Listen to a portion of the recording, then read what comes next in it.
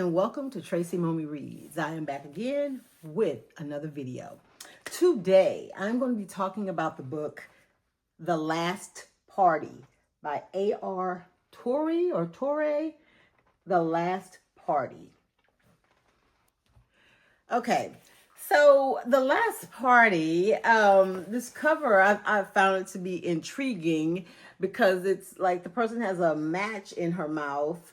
And I immediately thought about that trend. I don't know if y'all have seen it. I mean, it's pretty old now, I'm assuming, because I did it on my birthday last year. And it's like you have a match in your mouth.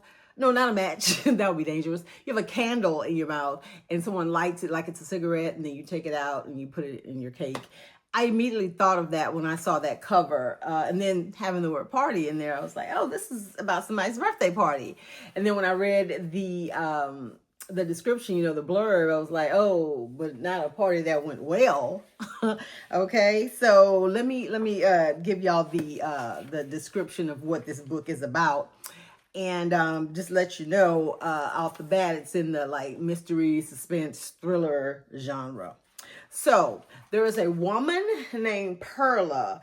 And she has a husband and a daughter, and for all intents and purposes, it looks like she has this idyllic life, right? They're wealthy. I think that she came into some money when her adoptive mother died, but I can't remember what her husband did for a living, but they're pretty well off, okay? She's attractive. Like I said, she has an amazing home, amazing community, but she, for some reason, as you're reading, you find out she is just obsessed with this crime that happened like almost 20 years ago, where this man killed two girls that were at a sleepover at his daughter's, I think it was his daughter's birthday, and they had a sleepover. And he was accused of brutally killing two young girls that were like maybe 10 or so at the time. Or I don't know if they were any older than 10, like anywhere from 10 to 12 or whatever. And he's currently serving like a life sentence. And she's just obsessed with that whole crime and everything to do with it. And let me step back. When we first meet Perla, she and her family are at like a little roadside cafe. I don't know if they went on a road trip or where they went, but this woman is choking and Perla goes and she essentially saves her. So I'm thinking that this woman is a doctor. No, we learn Perla is, first of all, a pathological liar. And second of all, she's one of these people, and I'm sure everybody knows people like this, because I feel like my husband is like this in many ways, but they can do anything, right? Like they feel like, if I watch a YouTube video or if I read up on it enough, I could probably do it. And she did what she needed to do to make this woman stop choking. And it went beyond the Heimlich. It was like the woman was on the floor, like about to pass out. And she did some little maneuver and got the food up and effectively saved this woman's life and pretended she was a doctor the whole time. And both her husband and daughter were like, oh my God, look, can we get out of here? Because they know she's not a doctor, and they didn't want to go along with that farce and have any questions and potentially be sued, even though she did save the woman's life. But I knew that was going to set a tone for how just out there this character was, okay? Because who does that? Like, I'm a doctor, but I think she actually identified herself as a doctor. But anyway, the man that's serving time in prison for those murders, his name is Leewood Fulcrum, right? And he confessed to the murder. So it wasn't even like it was a long trial or anything. They were in his home. He had blood all over him. He said he did it. And so the bulk of the story, you're just kind of learning how, what happened back when Perla was a kid, and, like Leewood present day, like his time in prison and what he's going through and his daily thoughts, and things like that. We get chapters where we get the point of view of Grant, Perla's husband, as well as Sophie, her daughter.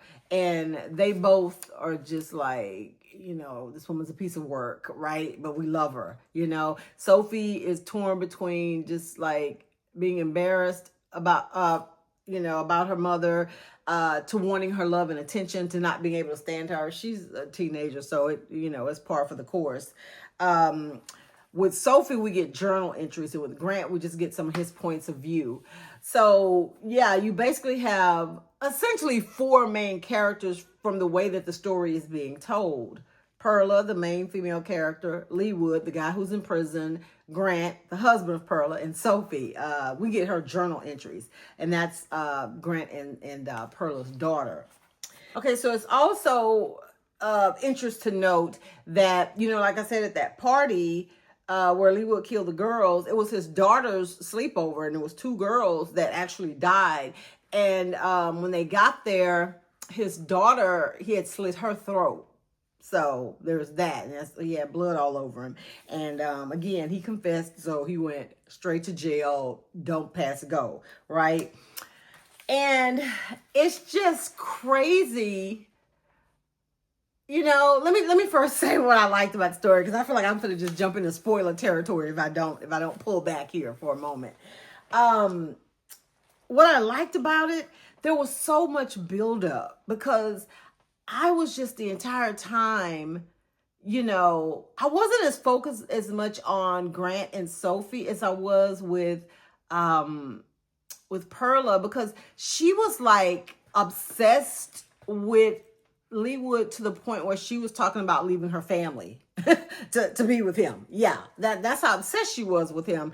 And you're just like, how? Why? What? I mean, this man is in life without possibility of parole, and you have this lovely family, and they seem to be normal and they care about you. You're the weirdo in the family, if we're being quite honest.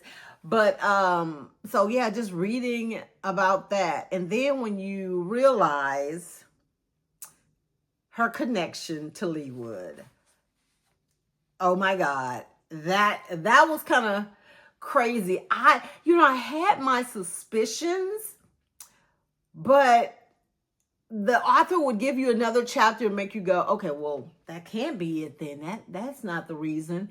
And then when you find out what's really going on, it's like, what? Okay. There was so many twists that I didn't see coming, even involving Grant. There was a big twist.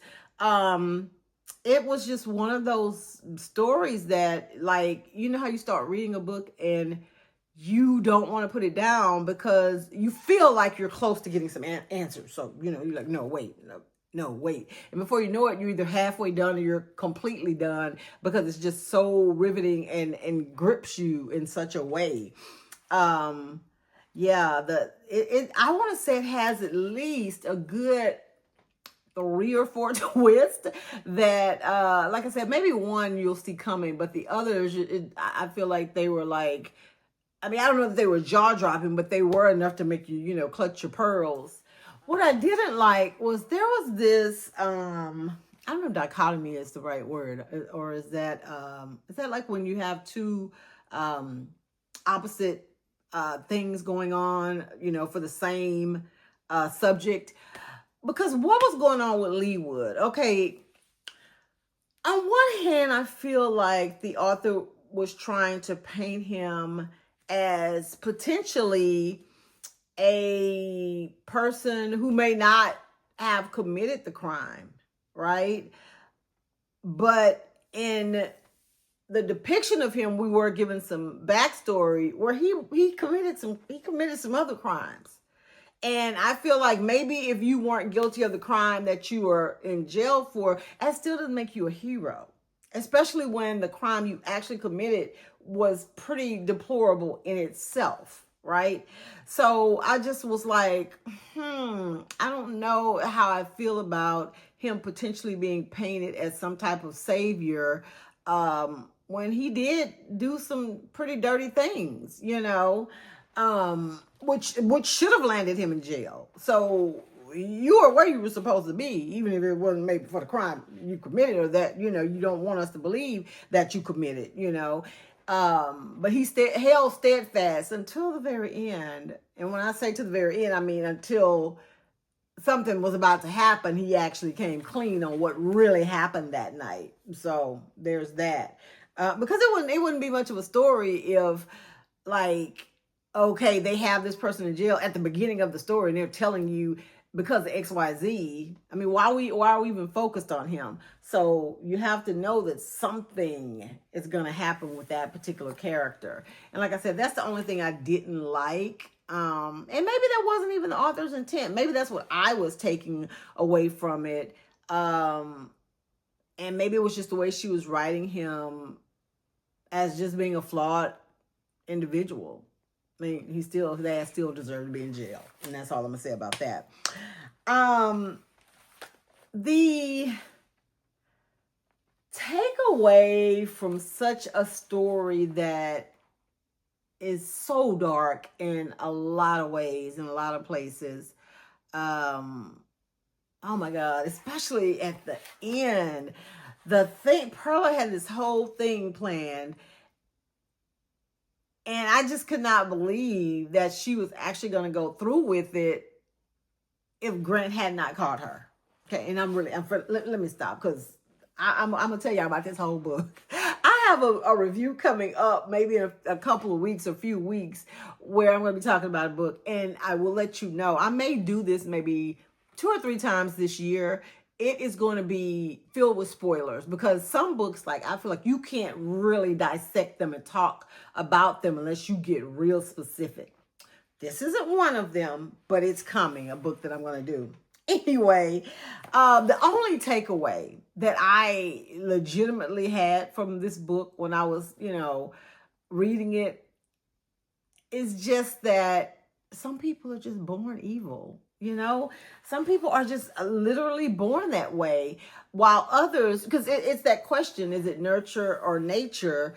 And yeah, you have a lot of people who, because they maybe missed out on having the right type of home environment, or didn't have a parent, or, or mom or dad or whatever, it could lead them to seek attention, validation, approval and things like that. In the eyes of other people who they may have them doing something wrong to get that approval. But in this case, it just seems like, a couple of people were just irredeemable. They weren't redeemable. But I will say this, in the so that's like the nature part, right? But I will say this, in the nurture part, is that even though Sophie was young, and there's still time, potentially, depending on what she does after, leaving home, for her to maybe change some of her behaviors. But I will say she is like a chip off the old block when it comes to the lying. Okay. Yeah, she got that from her mama. She got that from her mom. She was very cunning and manipulative, but she had the perfect role model for that behavior. So yeah, I think it just, posed the question in the book, the nurture and nature thing, and how people turn out, and how that behavior sometimes follows you all the way through your life, potentially until your death. Okay. So triggers, obviously, the murder of children. I mean, and they don't it's mentioned a lot, because I think there's even a podcast. That's maybe what even brought that crime back up. I think there's a podcast where they're talking about it, but Lee Wood's account of that night, of what happened, is very detailed. But the other times it's just mentioned, the girls that were brutally slain, or the girls that were brutally stabbed, or whatever. But he gives a little bit more detail. So, yeah, if you don't want to read about that kind of stuff, or if that hits close to home, you may want to skip this particular story. There's definitely sociopathic behavior. Yeah, there's definitely sociopathic behavior, some psychotic behavior. And then there's I think, a chapter or two where it's mentioned about molestation. So that, keep that in mind. But overall, I mean, I feel like it was a very well written story, very gripping. And, I'm a sucker for endings where just desserts are served. And it was a very sweet dish. Okay. So people get what they deserve in this one. The Last Party by A.R. Torre. Really, really good book. I don't know that I would want to see this one made into a movie. I think, I thought about that. I don't know if it was this book or what book I was reading where I feel like it's different when an author writes a book where things are happening to children. And I'm not just talking about,